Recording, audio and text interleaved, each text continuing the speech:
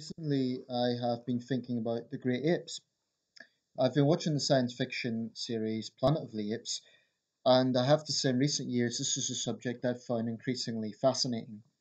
Um, Basically, primate behavior, particularly the Great Apes and human evolution, all this sort of thing. And I've got a topical top on at the moment, big silverback there. I just want to speak briefly about the current situation because it's concerning and it's something that I think we really need to be aware of. So basically, a bit of science here. There are four great ape genus species. That is humans, gorillas, pongos, orangutans, and pans, chimpanzees. And I've taken down some statistics here. This is mostly from various sources, but this is the statistics as they stand in November 2017. Human beings, 7,584,000,000 approximately. Yeah, it's obviously constantly changing. But let's say roughly 7.6 billion. By far the most common species, not just among primates, but I think only a few other species outrank that. I mean, obviously, certain insect species and Atlantic krill, that sort of thing. But yeah, there's 7.6 billion of us across the planet. Of that, around 4 billion in Asia alone. Now, when we look at the other three great ape genuses, the figures are quite striking. Gorillas, around 100,000. Pongos, orangutans, about 70,000. And pans, chimpanzees, between 170 and 300,000. So let's say medium range, 270,000. That means outside of human beings, there is around 440,000 great apes.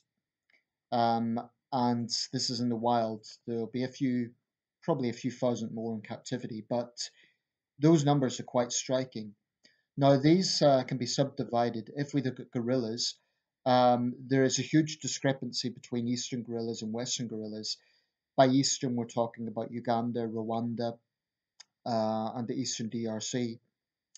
And by western, we're talking about the Republic of Congo, Cameroon, and the western DRC. But there is a big discrepancy, and then they are subdivided. So if we think of eastern lowland gorillas and mountain gorillas, and there might possibly be a third subspecies. Then we think of western lowland gorillas and cross river gorillas. I said there's a huge discrepancy. Of the approximately 100,000 gorillas in the wild, around 95,000 are western gorillas, only about 4,500 are eastern gorillas. In terms of the actual appearance, I don't think there's much difference, just geographically they're seen as subspecies. Um, Chimpanzees are more common, Pan. There is a common chimpanzee between 170 and 300,000, and then bonobos between 29 and 50,000. Bonobos basically have been described as looking like teenage chimps. They're a bit more slender, their fur is darker, and they're far more passive. That is the main difference. They also tend to settle feuds by sexual behavior, whereas chimps are more aggressive and territorial. Of course, they both share human DNA up to 99%, which is far closer than either gorillas or orangutans. And that brings me to orangutans, the Pongo genus. The Bornean orangutans, 54,500.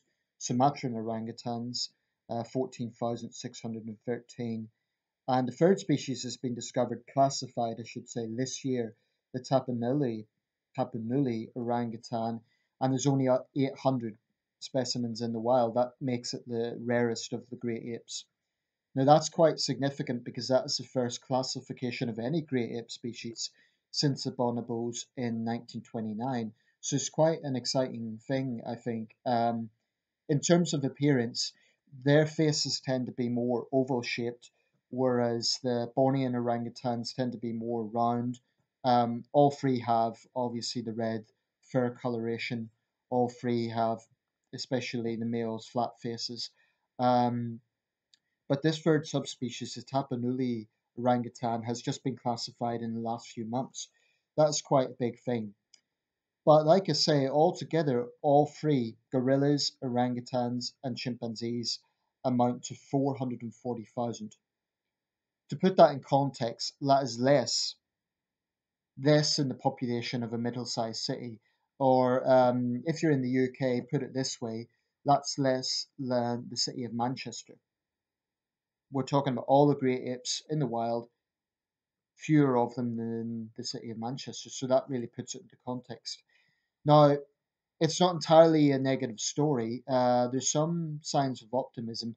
So, for example, the Sumatran orangutan, when the figures were taken in 2004, it was just over 7,000 specimens. It's now 14,500. So that indicates that there is a bit of a rebound. Either that or it was undercounted the last time. Clearly, there are some efforts being made, but this is an uphill struggle. There's habitat loss, there's hunting, and there is a real battle going on in parts of Africa between conservationists and obviously hunters. I think, like a lot of endangered species, there are ways to cut this, to try and rebound from this declining trend. One thing would be destroy the commercial value. What they've done, for example, with elephants and rhinos is they've actually dyed the tusks to make them commercially useless, therefore helping to decline the trade. And the Chinese government and other Asian governments have been under increasing pressure to, crack down on the black market for these things. I think, to be fair, they are making some efforts. There is, for example, a high profile campaign involving celebrities like Jackie Chan and others to crack down on this. I've seen it on a number of news channels. Um, I mean, you don't have to be a tree hugger to realize that this is a real issue, that there is a decline in the great apes. And given that they share almost 100% of our DNA, it is very concerning. Um, I mean, the decline of any species is a problem, but I think it particularly resonates with people because the great apes are so much like ourselves. Um, there is, of course, people like Jane Goodall who have dedicated their lives to conservation efforts, and they deserve a lot of respect for that. Like I say, habitat loss, hunting. Sometimes there's traditions whereby great apes form parts of medicine. This has been a problem in China where the demand for traditional medicines has led to endangered species being really hunted down. But yeah, it's definitely an uphill struggle. These are the figures in 2017. So in 2027, what's the picture going to be like? Are we going to be seeing, for example, with gorillas, 100,000 in the wild, 200,000 in the wild, 50,000 in the wild? If things don't change, it could be right down to 20,000. And within my lifetime, I'm 32, within my lifetime, they could be gone. Um, So let me know your thoughts. I do think that there's probably more awareness today than there was in the past, which is a good thing. And maybe some of the trend is being reversed, but this is definitely an uphill struggle. And zoos, incidentally, I'll just say the zoos are always a controversial thing for animal rights people. Um, and clearly, it is not ideal to have a wild animal outside its natural habitat. We all know about the furore that came from Harambe being killed last year. Having said that, if it's a case of zoos for conservation, I still think that's preferable to having a situation where they're exposed to hunting. At least in theory, within a zoo, they're not going to be hunted.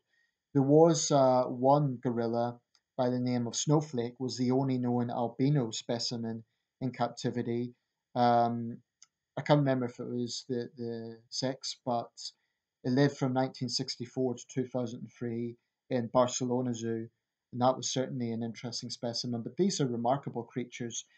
Incidentally, with Planet of the Apes, the way it was written by Pierre Boulle, the French author, was that the chimps were the kind of organizers.